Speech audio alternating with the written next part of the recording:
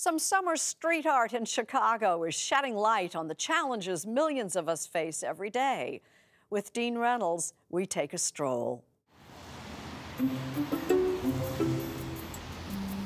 This summer in Chicago, beacons of hope have sprouted on the sidewalk, dotting Michigan Avenue's magnificent mile with a message for the masses. Kindness is a language which the deaf can hear and the blind can see. It's part of a campaign by the Chicago Lighthouse, a social service organization to illuminate and celebrate the potential of people with disabilities.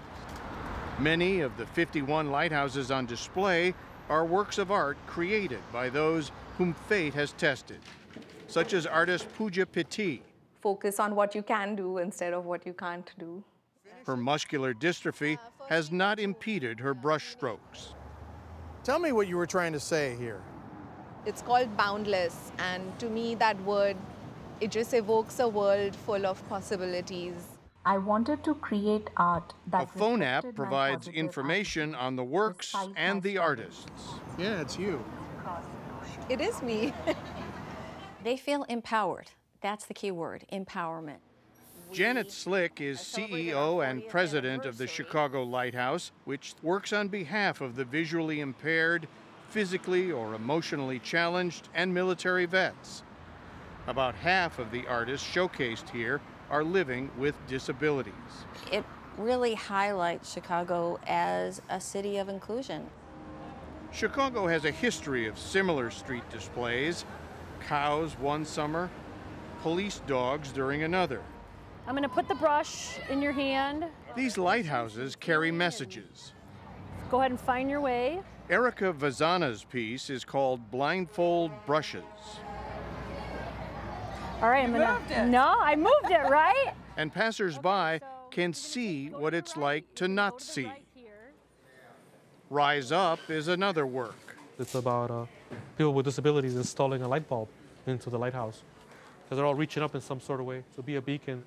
The artist Fernando Ramirez says it shows disabilities, such as his bipolar disorder, are speed bumps, not roadblocks. So often I hear of people who have great resumes, great education, great credentials, and they go for an interview, a first interview, and don't make it to a second interview because of an obvious disability.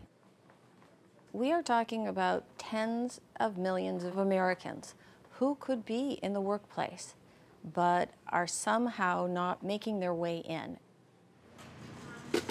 The Chicago Lighthouse is trying to change that. It already has a workforce that produces clocks for the home and office.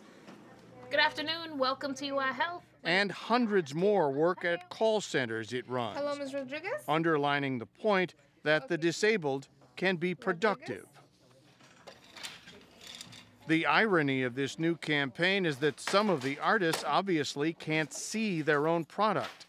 Carlos Ronica has significant vision loss, but nonetheless helped to create a tapestry adorning one of the pieces. He hopes people who see will think. They'll have a second opinion about what kind of talents disabled or blind or visually impaired people have. And what better way to show it? I would be thrilled if this started a trend that spread all over the world. Shining a light into the darkness? Yes.